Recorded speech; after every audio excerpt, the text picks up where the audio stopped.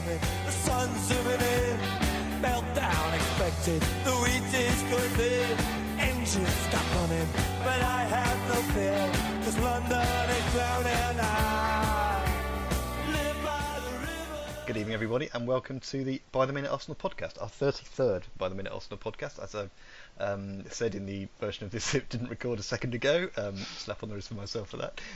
33 is a mystical number, I believe, in some cultures. It's seen as a very special number, so hopefully we can be special today. Although me not recording the first attempt at this doesn't suggest that will be the case. I am Matt H. With me is the very patient Matt V. Hello, Matt. Evening. Clearly, in our culture, 33 is a very different number. Well, the luck has not yet manifested itself. No, fortunately we didn't ramble on for too long before I noticed it wasn't working. This is what happens when Skype integrates with Windows 10. So anyone else that uses Skype to record, bear this in mind. Stick with the old version and you'll be all right. Anyway, I'll stop moaning about that now. Normally we have Pete with us. He's not able to be with us this evening. We will hope he's back next week, which is a shame because he would have enjoyed some of the topics we're going to discuss, but we'll come to that in a second. But let's get to it then. Arsenal played Man United yesterday, a game that traditionally, but for a period back in the sort of late 90s, early 2000s, was a sort of titanic battle of title-chasing teams. Wasn't that yesterday? It's two teams struggling a little bit, to say the least, but the only thing we care about is the fact that Arsenal won 2-0, and a relatively comfortable 2-0 as well, which is always a pleasure. Where do we start with this? Well, let's start with the team news. We know the United side of things, lots of changes being made. Mourinho has mentioned once or twice his issues with the number of fixtures United have.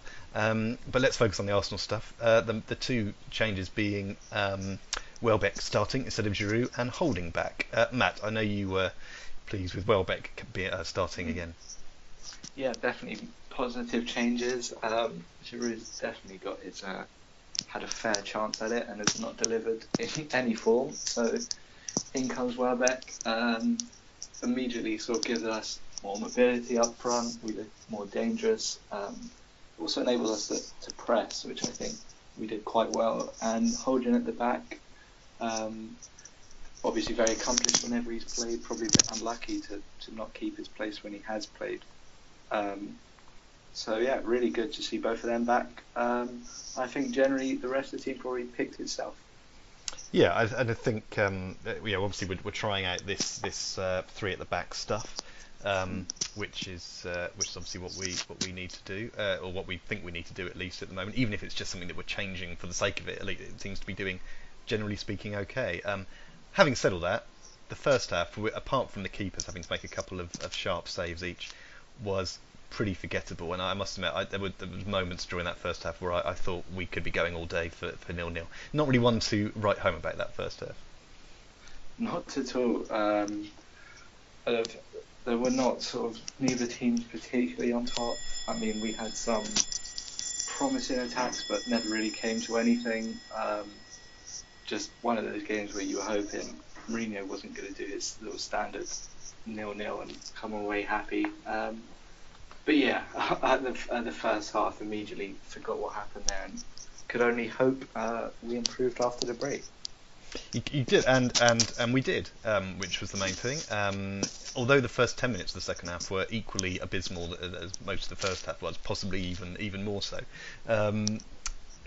Things somewhat sparked to life with Granit Xhaka having a pot from 35 yards out, the back of Herrera helping out, and the ball almost impossibly looping over and dropping into the corner over the outstretched hand of De Gea. Fantastic way to get the ball rolling, and perhaps opportunity to say a little more about how Xhaka played, taking the shot, and how he played throughout the whole game. Yeah, it was sort of almost looped in slow motion and luckily dropped just about over De Gea. For us, he's obviously, when he has played, especially early in the season, he scored a couple from long range, and he's also capable of it. Obviously this one was a lot more fortuitous, but you know, when you shoot, you deserve any lucky deflection you can get. Something we've probably been guilty of recently, but more generally in terms of Xhaka's performance, obviously we always expect him to be the one who sort of gets on the ball from the defence and spreads it wide to Sanchez or Ozil or Walcott, but I thought this game And he mentioned his discipline and avoided his customary yellow card, avoided really ever going to ground or having to commit a foul. And it's good to see him. Obviously it's a big transition for him coming to the Premier League, and hopefully through time he matures into sort of more disciplined centre mid, and we can teach him how to tackle. Well, that would be nice. I think the issue of him having had some stick, I think, has been slightly unjustified at times, but a goal like yesterday will certainly help out. Now, the reason I mentioned Pete at the top of the pod was about Holding. He's been an unashamed fan of Holding, and we were just the bit that we unfortunately didn't record. We had a little chat about Holding and said that he did make those couple of mistakes in the first half, but generally speaking looked very good. And we were talking about the possibility of him being a starting regular possibly next season. We'll do a preview of a review of the season and what that might mean for next season towards the end of this season, as it were. We've still got another few pods to go before we get there. So we won't talk again about the error that nearly let Rooney through in the first half. What we will talk about though is his part in setting up the second goal, which was my favourite particular moment of the game. Got involved, got the ball back, ends up with Oxlade-Chamberlain, who, despite drifting in and out of the game a bit, got a great cross in for Welbeck to hammer home. Yeah, brilliant goal. As you said, Holding pressure on the ball, managed to win it back. Oxlade-Chamberlain, who probably wouldn't have expected to make this right wing back position his own ahead of Bellerin, but he put in a great cross, and Welbeck was there in the box just where he needed to head it home. Off the bar, De Gea no chance, and it was nice to silence the United fans who were obviously singing very happily about Van Persie and how he left us to go and score for them, just as Welbeck hammered it home and engaged in a very passionate celebration, which was delightful to see. It was very delightful to see, and it's very nice that he's done that. That's his third goal, I believe, against United. He just seems to enjoy scoring, and he says the right things afterwards and comes across very well. But ultimately, he I think gets the balance right. He didn't go mental, but he certainly sort of enjoyed it to the appropriate degree, shall we say. So good for him. Another point, actually, which I only just remembered, was we put an end to possibly the worst unbeaten record in modern history. Yes. United have had 25 league games unbeaten before yesterday. And whilst Mourinho would, I think, like us to think that he didn't mind too much about that, and losing to Wenger for the first time in a competitive fixture, I sort of don't care. I think they both would have been points that hurt a little bit here. I mean, it's not really for us to talk about the opposition, but if United don't win the Europa League, they're going to look a bit daft, aren't they, with the approach they've had to the past few games? Or actually, is this an excuse? Is that all they can do with Mourinho in charge? Which it seems ridiculous given the amount of money they've spent. But I don't know. If I was a fan of theirs, I think I might be concerned where things might go.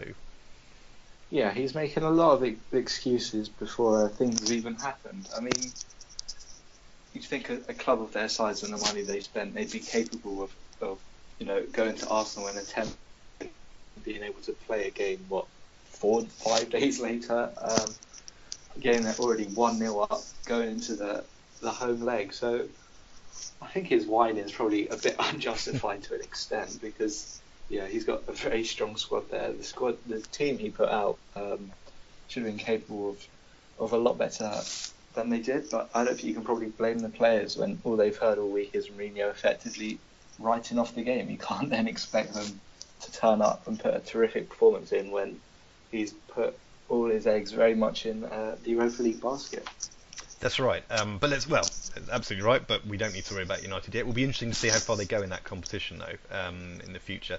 I'm going to mention here, because I mentioned at the start of our false start, that I was, of course, completely wrong last week when I talked about the ramifications of United winning the Europa League on Arsenal's potential qualification for the Champions League. It doesn't matter, of course. If United win the Europa League and are in the top four, then there's just the top four that would go through. If they win it and they're not in the top four, then they would be the one to go in, and there would be 5 teams in. So it's not going to make any advantage to Arsenal anyway. Right, glad I've said that now on record. I was going to mention we mentioned Ramsey. He got man of the match in the sort of official Gary Neville sense. When I was covering this for By the Minute, I didn't agree with that, although I couldn't necessarily pick a man of the match myself. I just thought Ramsey, he needs that extra minute, he needs an extra second or two on the ball sometimes, and that's a bit frustrating. But having mused on it overnight, he does. He gets himself in those positions. I mean, in the first half particularly, Sanchez found him with a couple of balls. They didn't quite come off in the end, but I like the fact he was getting in those positions, and I'd like to see more of that. Yeah, he is always willing to be on the ball. There's a lot, obviously, to be frustrated about with him. The customary 5 back heels and flicks that have to be tried every game, and the big beaming smile every time he makes a mistake. But his confidence never seems to take a knock. He's always the one willing to make that run. And he's probably never really recreated the form he had in 2013, 2014 season. But it's good to see him back in the team, making those runs. And if he can get anywhere near the form that he was in for that season, that'd be a huge boost for the rest of the season. And depending on where he is next season, if he stays in the team, then we really need him to rediscover that form. We do. So I've just been looking at my notes from our previous attempt, and we should note that Xhaka didn't get his yellow card, and so we think he may be a little unfairly treated in that sense, but just worth noting. Obviously it was a very positive day really for us. All right, United did not put up much of a fight in any real sense, and when we were 2-0 up, it didn't really look like we were ever going to lose that. There are a couple of issues perhaps just to discuss briefly. The first thing is Gibbs instead of Monreal in that wing back role. I think we talked about this before. I didn't see anything enough yesterday to not think that, oh god, I'm making a mess of this sentence. I think it should be Monreal in that role, and obviously it isn't. Now I appreciate there might be some covering needing to be done, but are we going to? This isn't a second coming for Gibbs, is it? Is he preferred in that place, you think, or is it just because of the personnel available at the moment? I don't know. It's a strange one. From what I've seen from Gibbs, and before we changed his do at the back, he featured very, very rarely.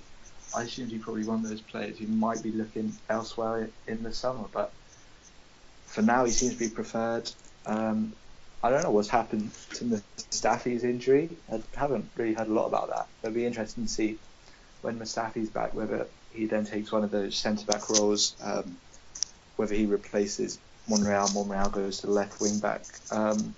But yeah, until Mustafi comes back, it looks like Monreal's going to be pretty settled in the centre-back position, and then it's just going to be Gabriel and Holding sort of fighting for that other place, which is strange considering Monreal probably put in his best performance for a long time when he was playing at left wing back, and hasn't been seen in that position since.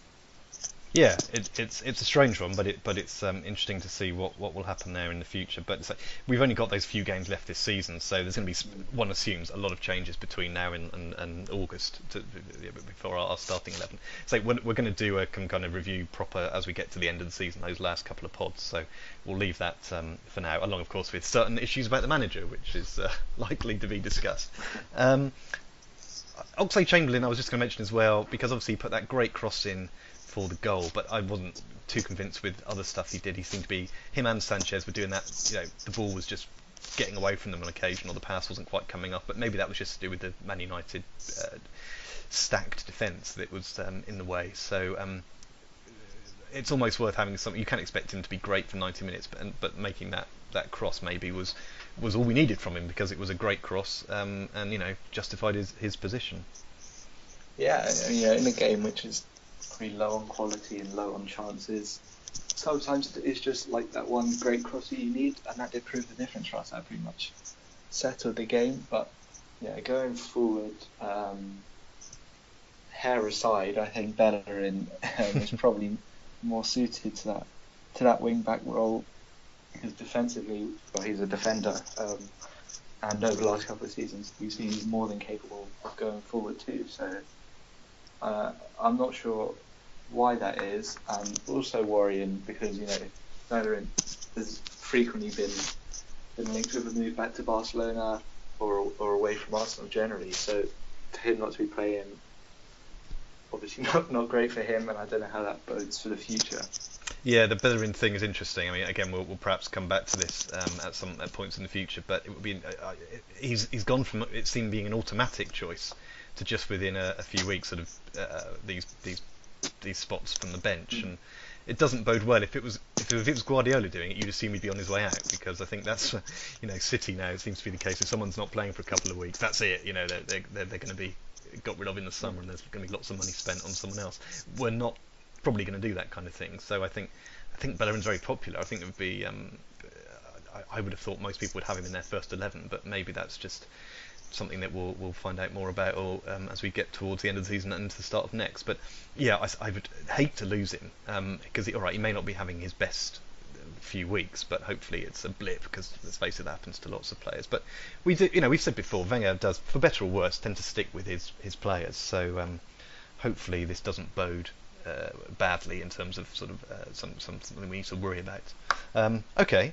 I was going to mention Mourinho being nice about Arsenal fans at the end, but I think that was the sarcasm, whilst not dripping off it, was sort of implied. So let's not give him any more airtime, even if it's just us chatting about it. Before we move on to previews, then, one quick question at this point, and I'll probably ask this again over the next couple of weeks. At this particular moment, do you think Arsenal will make the top four?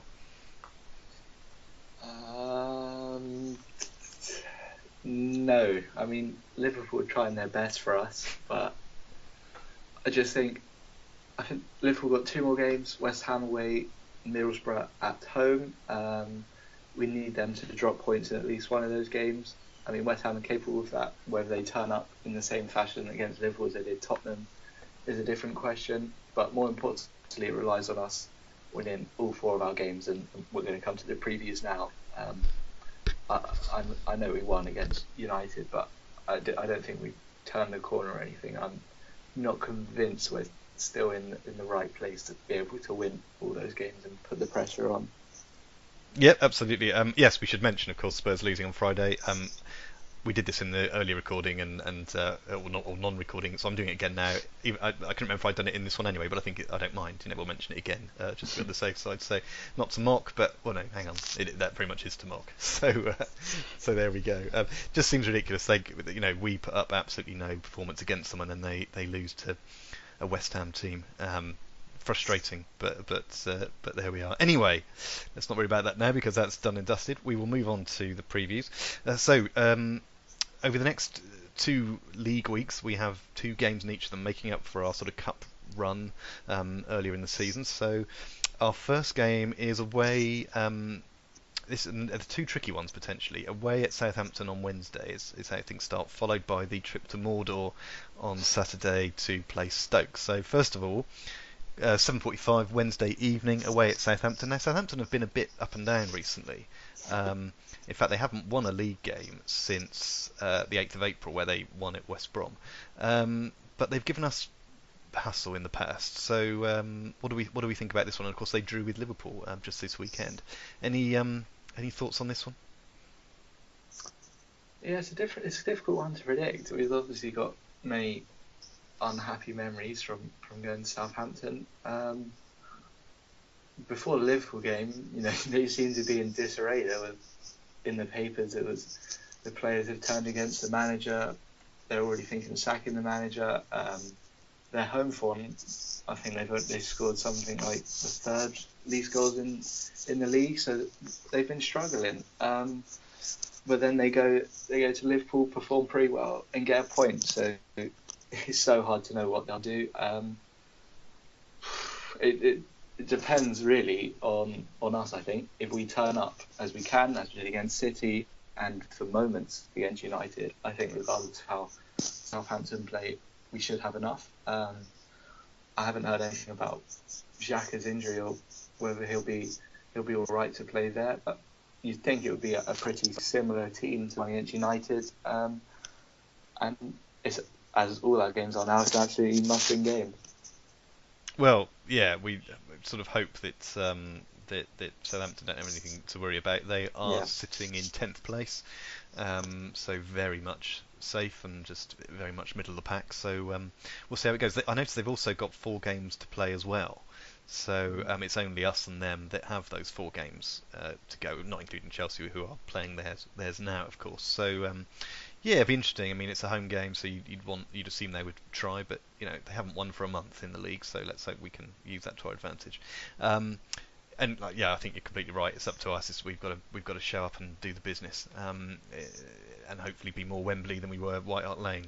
As I said previously, we were more we were against City than we were against Spurs. If we were like we were against United, but it was really difficult because it was such an odd sort of opponent in terms of the way they played. So Southampton are at home, so they have to go for it. So that might leave a bit of space. So perhaps that will give us the opportunity to profit. But we need some decent performances in that game. Then 5:30 on Saturday, we go to Stoke. Now Stoke, despite all the fear that they may have given us in the past, they've also haven't won in their last 3 games. They are down in 13th, only a point behind Southampton. They've only got the 2 games left, including the one against us. What do we think about them? Or more to the point, what do we think about that game? Those are 2 very different questions. Yes, I suppose they are. Okay, what do you think about the game? Yes, well spotted. Unlike Southampton, I imagine the Stoke players and more importantly, their fans will be more than up for that game. I think they treat Arsenal coming to town as a very big day in their calendar. They'll have the booze ready for Aaron Ramsey, I'm sure, and give Wenger the rough treatment. So, yeah, that is going to be a tough game because the atmosphere will be very much against us. And I know we hope Stoke, have nothing to play for, but I imagine they'll fancy their chances, and it'll be up to us once again. I think in that game in particular, it's going to be so important to start well and to sort of silence the crowd, calm the atmosphere, because if they get on top of us and score early, it's going to be very difficult to come back into that. Yeah, I mean, very much. I mean, we need to not conceding those early goals is the key here. I mean, it's interesting looking at the head-to-head record. We did lose to them 3-2 in 2014, but since then we've won and drawn games. I mean, that was December 14, and since then we've won 3 and drawn 1 against them. So it shouldn't really make that much of a difference. But of course, there is the history there, and whilst you hope that would fade a little bit in some respect in terms of any negative associations, nothing will help than knocking a few past them early on Saturday, and hopefully we can do that. Well, okay, we'll leave it there. It's always difficult to predict those games with this Arsenal team because you just don't know who's going to turn up. You don't know, what's going to happen. So we're keeping our fingers crossed. For what it's worth at the moment, I also don't think we'll make the top 4 as things stand, but if we get 2 wins this week, then I will be more than happy to reassess that opinion, because I think 2 wins this week could actually put us in with a shout, because it's all a bit odd. You've got essentially 4 teams after 2 spots, and we have this tradition of finishing quite well, and it just might be good enough. But we couldn't have done it if we didn't win on against United. We've done that. So fingers crossed we can get the same results this week. All right then. Well, I apologise again to Matt for having to take up even more of his evening, but we'll wrap things up there. So Matt, thank you very much for your patience, and thanks for joining me. All good. It could have been a lot worse. It could have happened last week and we'd have had to talk about the Tottenham game twice. Oh god, there's a thought. Yeah, at least we'd only been going for sort of 10 minutes or so before we realised that. Yeah, oh my god, I'm going to make sure I double check that even more after any defeats now to make sure we don't have that problem. So thank you very much to Matt, and thank you very much for listening, and we will be back, all being well, next Monday. Thanks for listening, and take care. We'll see you then. Cheers, bye bye.